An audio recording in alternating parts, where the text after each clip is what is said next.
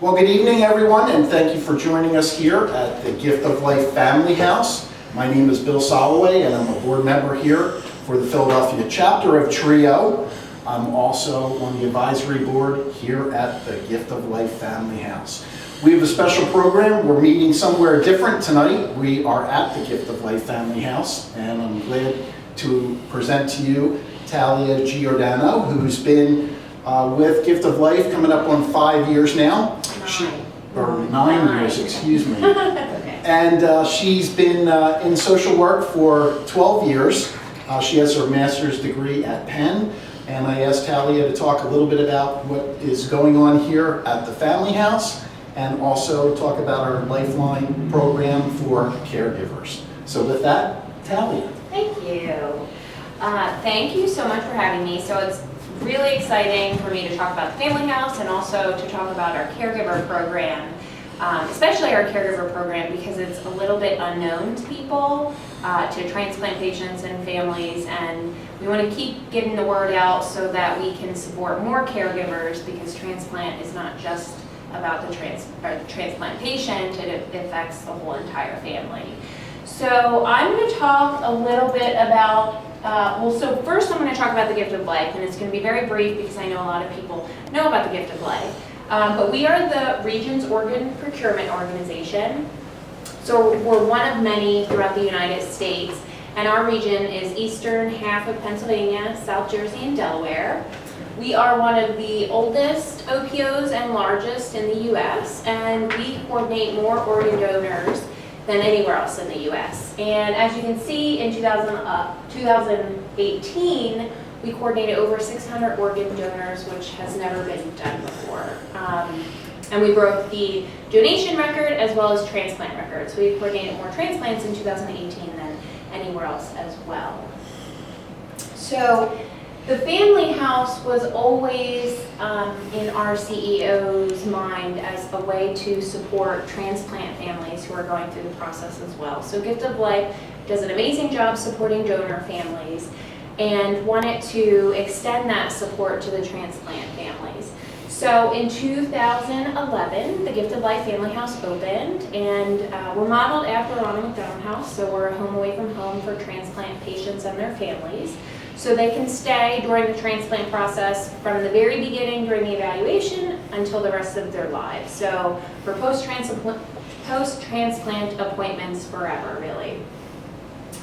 We are a nonprofit as well. So we work with 8 transplant hospitals, including 2 children's hospitals, and all solid organs. So liver, kidney, pancreas, heart, and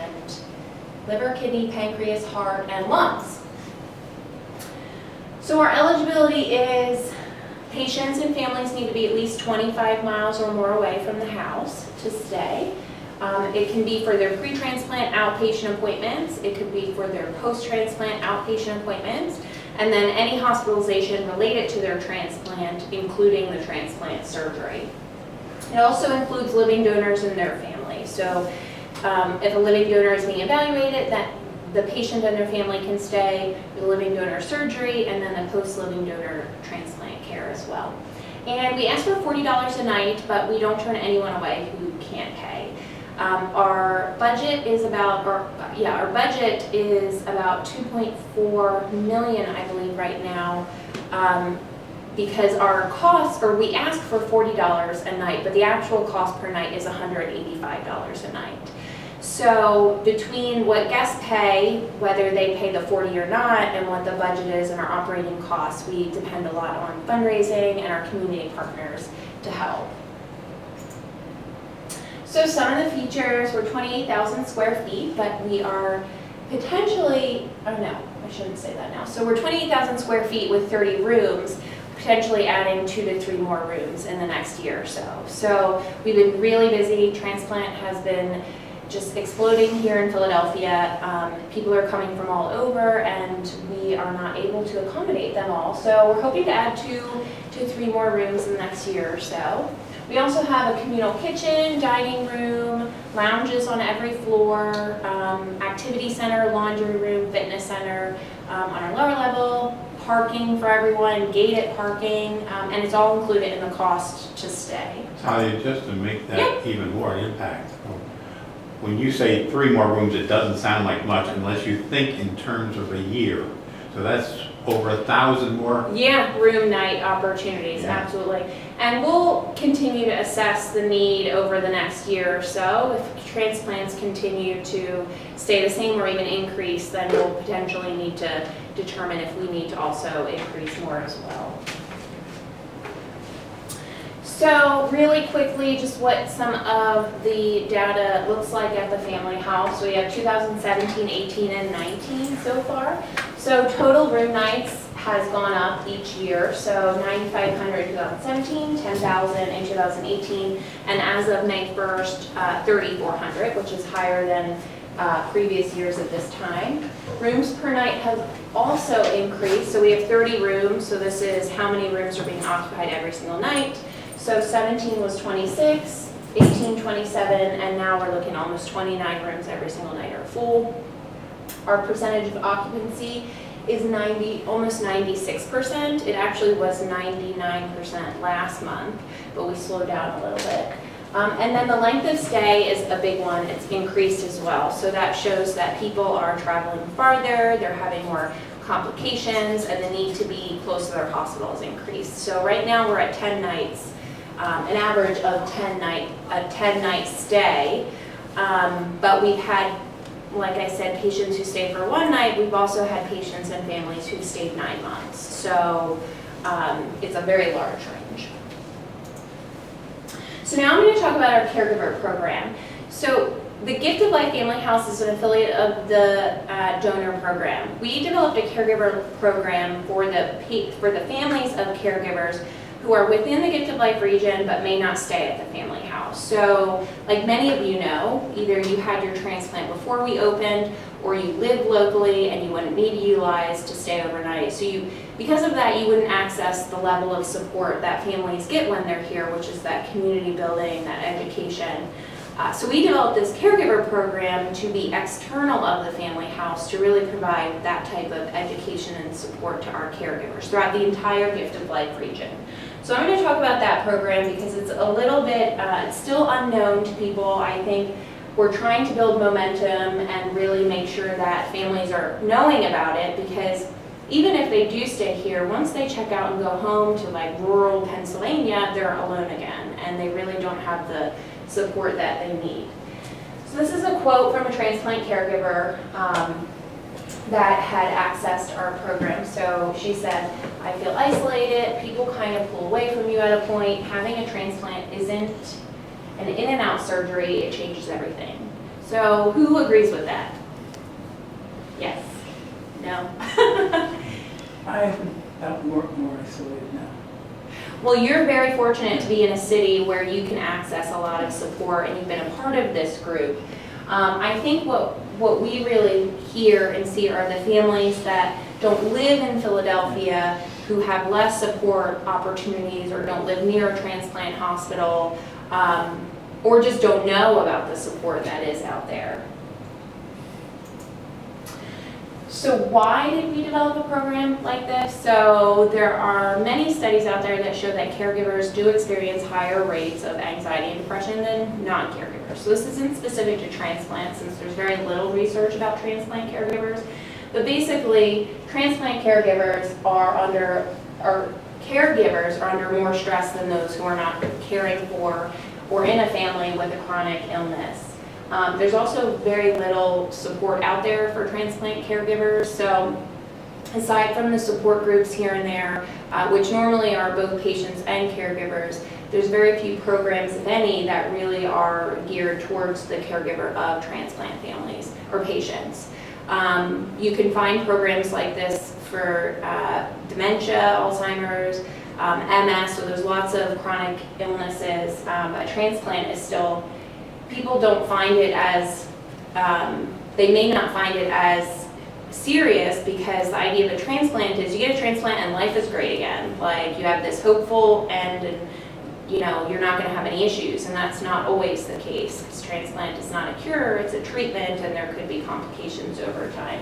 So I think because of that, the thought is that once a transplant occurs, people don't need help or support. So our program is divided into 4 pieces.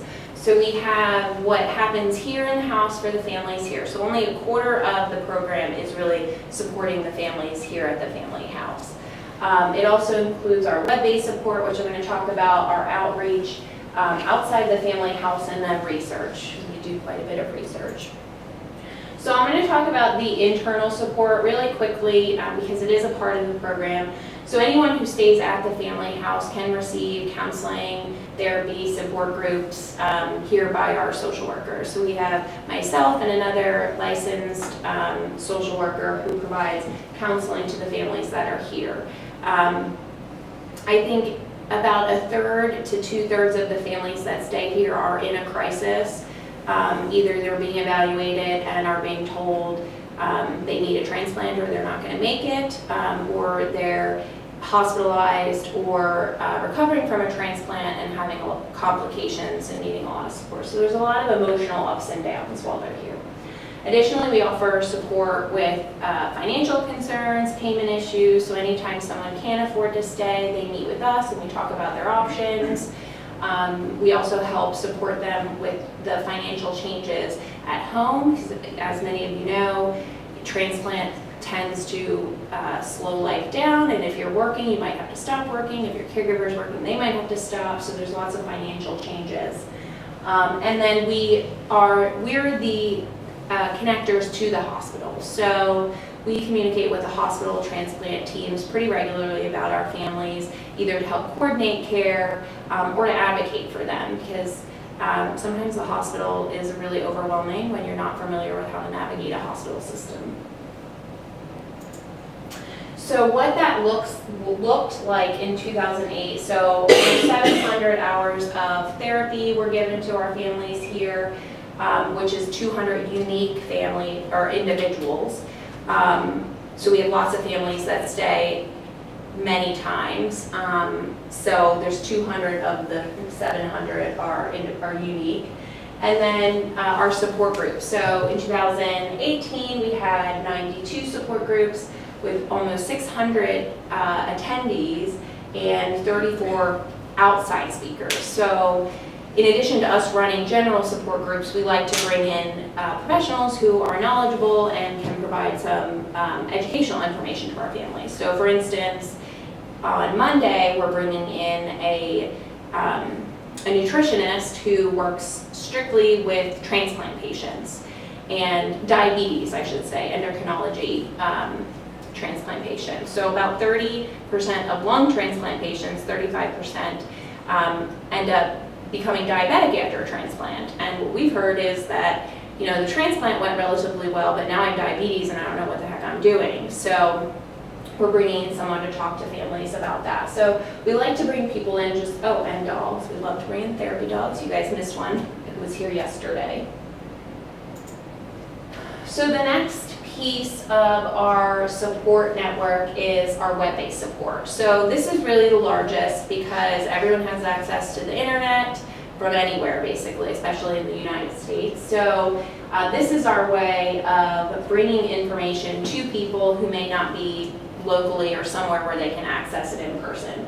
So our web-based support is 2 pieces. So we have our content, which is on our website, and then we have an online support group. So I'm going to talk about both of those. So our web-based support this is just examples. So we have articles that range from topics like at the beginning of the transplant, like what do you do when you're first diagnosed, to I had a transplant, how do I go back to being like my old self again? How am I going to no longer be a patient? So we have articles about topics like those. We also have printout like checklists or items that people can take if they are going to the hospital for the first time and they are being evaluated. Like, what kind of questions do you ask your doctor? If you've never been through a transplant, it can be pretty overwhelming, so it's a way to ask them what you need to know and then also have somewhere to start documenting.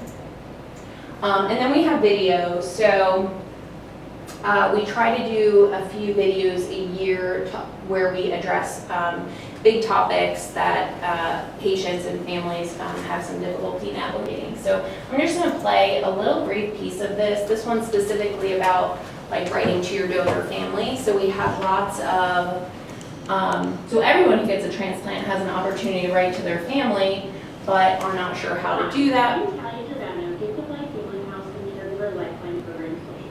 I'm Jackie Cates from Family Support Services over at Gift of Life Program. Would you please explain the role that Family Support Services has in the letter writing process between the donor family and transplant? Family Support Services reviews each letter that comes in to ensure confidentiality is used. So I'm not going to play the whole thing because you don't need a video on a video. And this is accessible on our website. So basically we're identifying topics that people need to know about. So that when they, if they're here or if they're not here, wherever they are, they can learn some information about what they need to know. Talia, if you'd mention, what's the website that's on? Oh, yeah, sure. And I think it's on I hope I put it on the last slide, but so our... Okay, it's there, that's fine. Well, I don't know if it is, so I'll mention it. But our Caregiver Lifeline program actually falls within our Gift of Life Family House webpage. So if you go to giftoflifefamilyhouse.org, there's a tab that says caregivers, and then all of our information is available there. Thank you. Is it open to anybody, or do you have Yep, to? it's open to anyone. So the whole point, I'm going to take this out and just show you really quickly. The whole point of this page is that it is accessible to anyone. So we don't limit, like technically the Caregiver Program we developed to really support caregivers throughout the Gift of Life region, but anyone who goes online and accesses this from anywhere in the world can do so. So if you go to the website and then caregiver support, and then we have all of these different areas you can share your story, and then this is really the meat of all of the information. This is just an overview, but all these topics that, especially someone who's new to transplant really might not know or think about. And then our video, and then just some more emotional health support for caregivers. So giftoflifefamilyhouse.org. So the other piece of our web-based support is our online support group. So we developed an online support group, again, as a way to bring caregivers of transplant patients together from wherever they are in the world, really, where they have access to other families as well as mental health professionals. So we believe we're the only online support group for transplant caregivers that is facilitated by a licensed social worker. There's lots of groups. Ours is on Facebook, so it's the easiest way to do it, but there's lots of groups on Facebook, like family support group or heart support group or lung or whatever, and they're all really, really meaningful and helpful. Ours, we wanted to structure it just like a normal in-person support group would be. So we started the group in 2016. It's closed and it is on Facebook online. So it's closed, meaning that you can't just hit join and you're in it. You have to request access. It comes to us. We sort of vet everyone, make sure you are a caregiver of a transplant patient, where you live, are you pre-caregiver or post-transplant caregiver. So we vet everyone to make sure everyone is appropriate to be in the group. Currently, we have about 155 members, which is really great for us, which is a lot if you're talking about a support group, because you don't really want 155 members commenting on everything every day, because it can be a little bit overwhelming. About 50% are from the Gift of Life area. The region was our goal, so making sure that we're supporting caregivers throughout the Gift of Life region. Other than that, they're coming from 30 different U.S. states and internationally, which is pretty cool. And about 68% have never stayed at the family house. So that's important to us because this program is not just for people who stay here, it's for any caregivers anywhere. So how it works is we have our social worker who facilitates the group. So once a week we post a discussion topic that's relevant to either caregiver or transplant. We post a follow-up resource on the Thursday following that, just like some education that falls within that topic, and then we monitor everyone's posts. So this is really important to us as well, in that if someone does post something inappropriate or we're seeing someone who's really struggling, we can reach out to them separately and talk to them, so that the group is really pretty tightly monitored.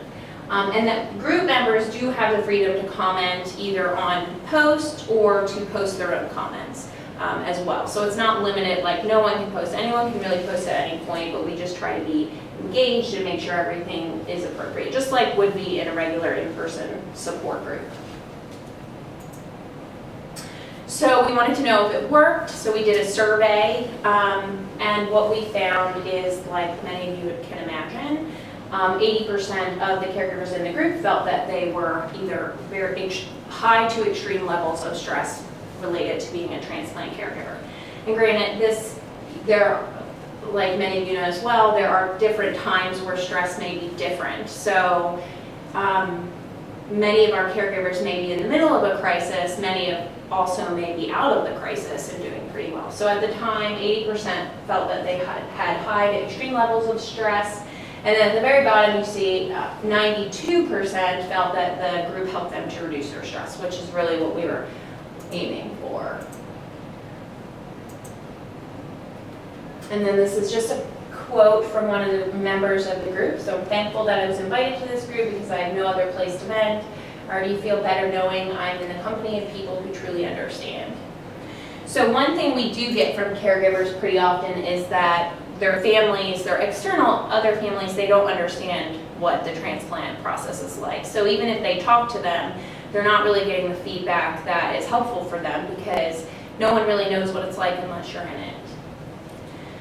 So the third piece of our Caregiver Lifeline program is outreach. So that's us going into the community throughout Gift of Life and meeting with families and transplant professionals and transplant patients and educating them about what we do as well as offering support. So outreach is facilitating support groups throughout the Gift of Life region. Generally, they're like groups that are already put together, like this group, or hospital groups that are outside of Philadelphia. Anyone can call us at any time and ask us for support. So we don't get very many of those calls, but we get calls from people who, like recently I got one from a patient who's in Nevada who is having difficulty figuring out how they're going to financially pay for their transplant. So we'll get calls from people and we'll help to try to identify ways to help them navigate. And then we started training outside organizations on some of the information that we've learned throughout being around. So 2 recent programs that we did, so there's houses like ours throughout the United States, like hundreds. So we went out and did a training for their staff about boundaries and sensitivity, so how to work with families who are in a sensitive medical crisis.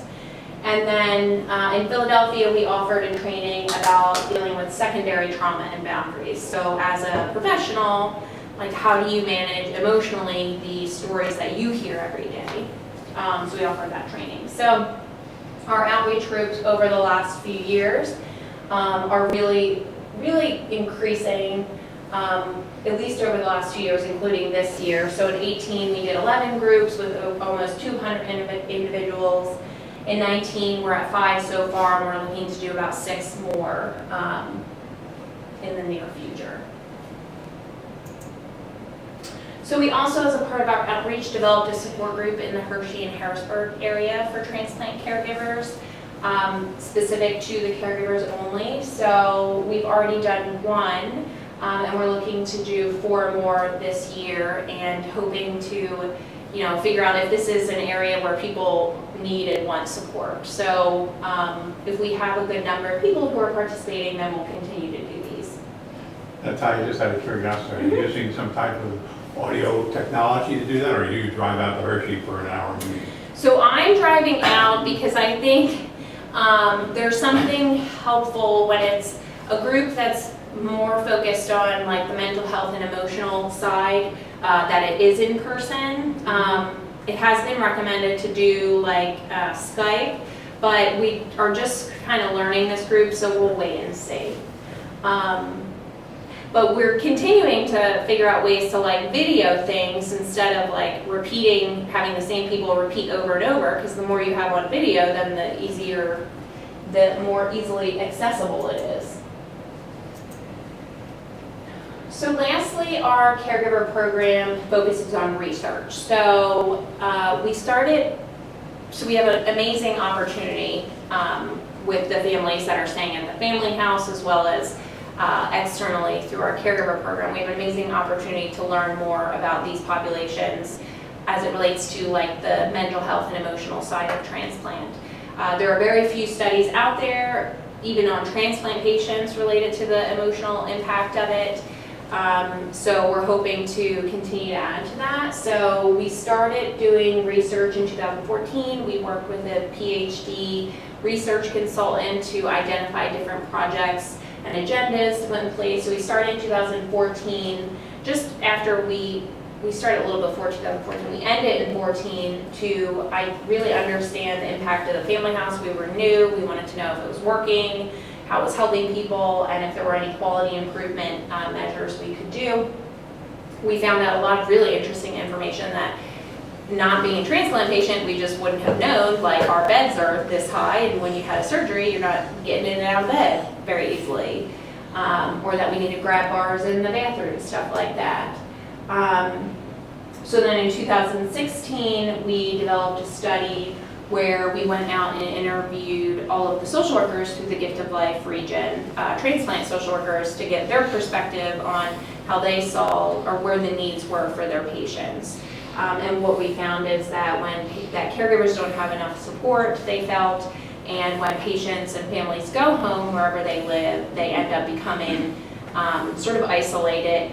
If they're far from the hospital, they don't have ways to access help. And there are very few, if any, like mental health professionals who have experience in transplant. So even if you go home and you're looking for a therapist or a counselor or support group, there's very few out there who have any experience with transplant.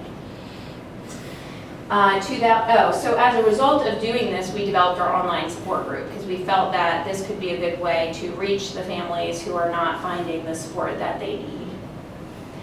And then ending in 2018, we did sort of a follow-up study to the 2014 study, but we had a larger focus.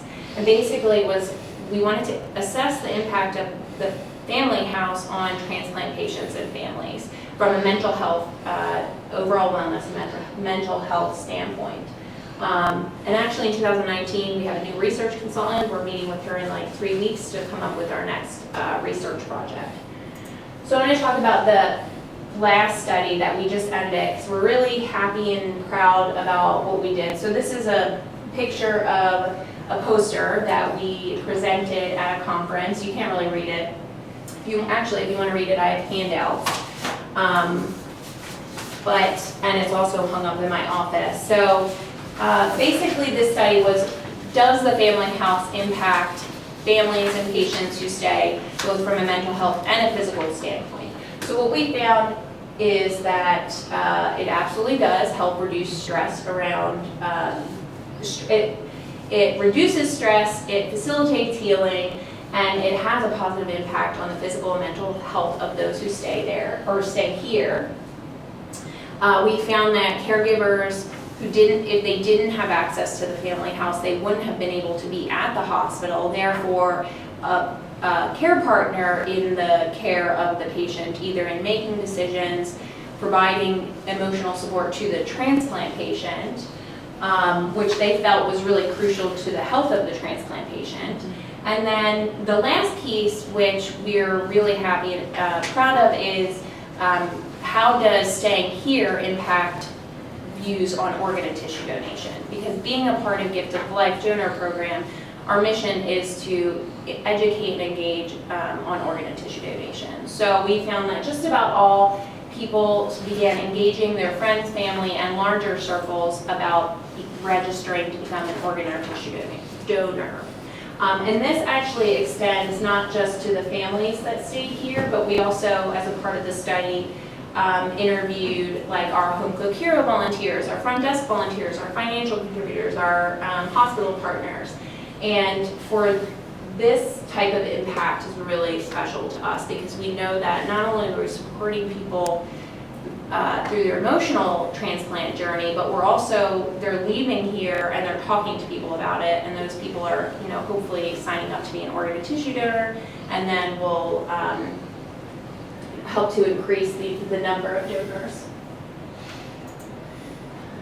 So this study that we did that ended in 2018, we, in addition to another program, we were able to present in multiple conferences, both nationally and internationally, which is really exciting for us because, we feel that we're doing, the work here that we're doing is really, we're doing it great, we're very educated, and we're just doing an amazing job. So to be able to share that with the rest of the transplant world is really exciting for us. So we had a poster like the one that I handed out that we shared at a UNOS transplant management meeting. So that's all the administrators for the transplant centers. That was in Austin. We actually presented in Madrid, Spain last year to an international transplant conference.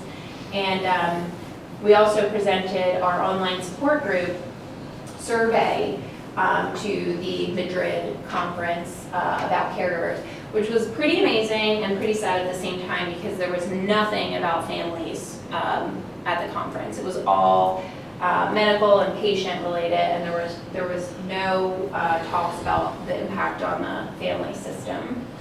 And then there is a network of houses like ours, a national network, and they had a conference and we presented to them as well.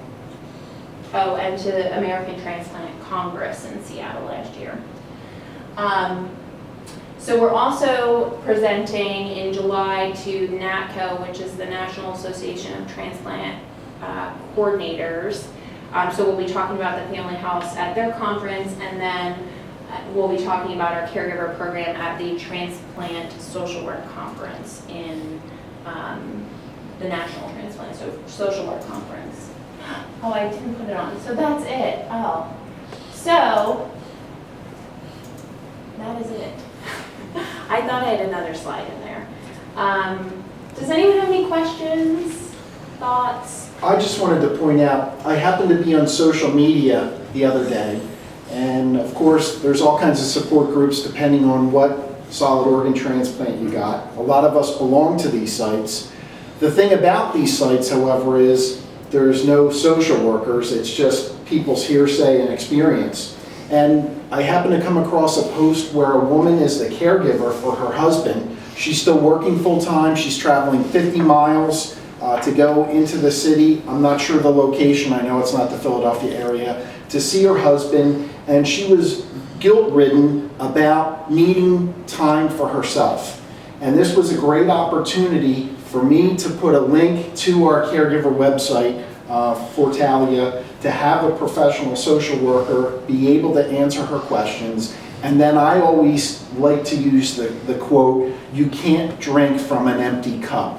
So of course, caregivers need to take care of themselves, because if they're not well, then they're no good for their support, as support for their person. Yeah. So. Yeah, we had an experience with a family who the transplant patient ended up in the ER with a complication, and the caregiver ended up in the ER with high blood pressure because of the stress. So sometimes it's unavoidable, but we want to be there to help families manage these stressful situations. So yeah. Is Gift of Life still, when it was built, and is it still the only transplant house that is not directly connected to a hospital? So I don't know that, because there are houses, OPOs started seeing Gift of Life success, and I know quite a few OPOs were starting to consider that. So I think if they haven't come up yet or opened, they will be soon.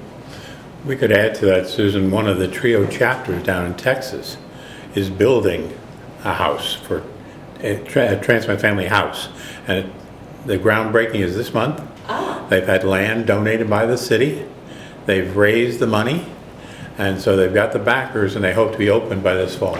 that's amazing. Aren't they also associated with a local hospital? No, it's the TRIO chapter. It's just a trio chapter? Yep. That's fabulous. Wait, so the trio is opening the house? Yep. Oh, Yep. wow. How many hospitals are there in the area? Do you know? Yeah. I'm focused on just the house that you're doing, Yeah. so I really don't know. You know where in Texas that might be? Was it Austin? I'm thinking it's Austin. Yeah. There's a lot of medical facilities. It was in our last Yeah. TRIO e-news, the introduction to it. There'll be fuller stories as we go, and they've been cooperating with several other Ronald McDonald type housing, so because I was concerned with what they're getting into. They know what they're getting into, given, like you talked, the budget for this place is in the millions of dollars a year. Yeah. That's not exactly our normal chapter, but you have some passionate people, and they are doing this in memory of their daughter, Amy. And so they are part of the chapter, and they're using the chapter as their foundation to make this all happen. So it's really quite exciting, and there's one other answer to your question. Yeah.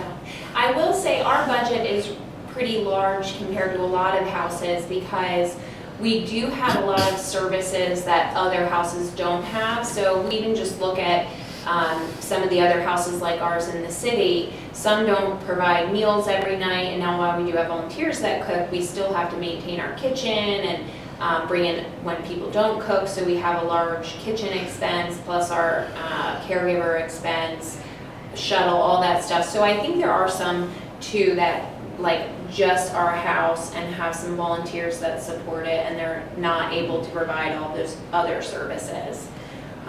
But the most meaningful part about the house is really the families that get to meet each other and educate each other and learn from each other. I was just talking to someone who was here yesterday, and she was saying how her husband's transplant was last summer, and they were back for an appointment, and she was saying how like she made so many friends that she still stays in contact with, and while she was here, and they still stay connected, and just by chance, one of the people she mentioned checked in last night too, so it's like a little reunion sometimes.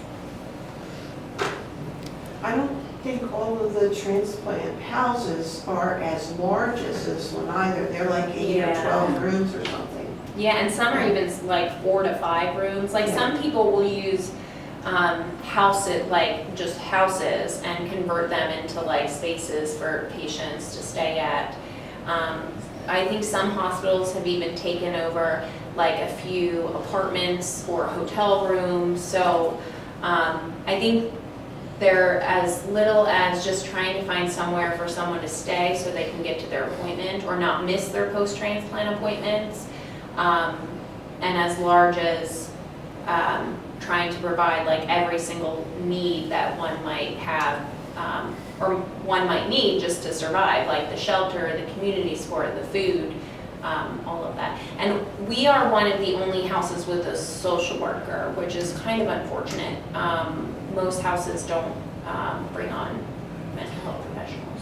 How many are on the staff of the family house at this point? Because I think it's another distinguishing feature. You just Yeah. mentioned a social worker, but if you were to count up how many people, sometimes I've seen pictures of the group together, it seems massive. How many? Yeah, so I think full-time staff, or like permanent staff, I should say, is probably like 10. There's 1, 2, 3, 4, 9, I Okay. think. And then we have many interns, so we probably have another 9 interns. And then you throw your volunteers on top of Yes. that. And Yeah, you've we have got, hundreds of volunteers. especially with your drivers and the vans, which is another unique service. Yes, and if well, I don't want to say if there's anything that'll stick to this, because I want everything to stick, but we really need volunteer drivers because, one, people don't want to drive in the city who are not familiar with the city. It's pretty scary. They also don't want to pay $20 a day to park, so they really depend on our shuttle. And one of the amazing features of our shuttle is that it's all basically transplant recipients who are driving it. So people get on the shuttle who are overwhelmed and scared and new to the whole transplant process, and then they get to talk to this driver who had a transplant 12 years ago, and they get to see that like side of life that that there is another side of life. So we're always looking for shuttle drivers because that people, or even our volunteers, need vacations. So we're always looking to build that group, so. The other thing I'd like to add, unless somebody else has a question, since this is something that's going out to the world, TRIO throughout the country has all different relationships with the organ procurement organization of the hospitals. And I think we have an ideal situation here in Philadelphia. As a chapter of TRIO, our missions overlap with what the Family House and the Organ Procurement Organization Gift of Life Donor Program have. And so it's been a very synergistic relationship now for, well, almost 30 years. And so we encourage our members to be engaged with volunteering at the Family House, and a number of our people do. Same thing with the training for speakers that we do through the Organ Procurement Organization and being out there as volunteer speakers. And sometimes patients get confused by that. You know, well, am I working for them or us? It doesn't make any difference.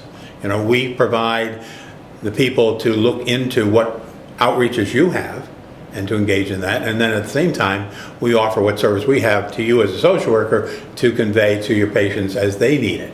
And so one of the things that I was thinking about earlier as you were talking is you and I need to sit down and talk more about what we're doing in the cancer education area. You talked about the diabetes education. The more critical element is the fact that most of our transplant patients die from cancer.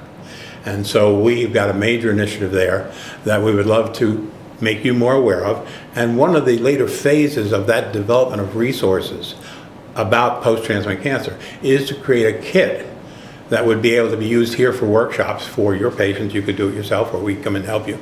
And further than that, eventually to have a kit that an individual patient could take home with them, follow through the videos, because it's a video-based resource right now on our website. And so making you more familiar with that, as we are with social workers all over the city and eventually the country, to give you that added resource, because we don't see any, as you said, so much of this is unique. We haven't found anybody else that's got that either. Yeah. The other thing that I would offer you is, one, as you know, we're recording this, so we're going to promote what you're doing here through YouTube and our transplant presentation library. That will go out in our June newsletter, for example, featuring this. And at the same time, we're going to take this and put it up on our website so that more people can see what you're doing and also be aware of your program. So that's that synergistic shaking of hands that we do with you all the time, as you know. Yeah. And we really Yeah. appreciate that relationship. Yeah, absolutely. And I mean, it's helpful, like I said, like having groups like this here, especially when we're really busy. I know years ago it was a little different, but we can really promote to get families to engage, even though they're not going to be a part of the Philadelphia chapter. It, you know, it shows them that there are other supports out there, and when they go home, you know, hopefully they'll have a chapter near them, or they even can just engage online. But we'll also check out what our website shows, because if we don't have your information on there, then we probably should. Yeah. And like the children's book about transplant that we produced here, that you have for your patients you use all the time, part of your library here and so forth. Again, that was supported financially a little bit by the Gift of Life program. The meeting where it was created was held at the offices here, and getting it out there is a main avenue of what you put out for patients. So again, another example of how we can work together to be more effective in both our roles with that mission that overlaps. Yeah, and someone just asked me about the book yesterday. I don't know if we have any left. Does anybody else have any other questions for Talia? If not, we'll thank you very much for this, both this beautiful facility that we're hosting this in. Thank you very much, Talia.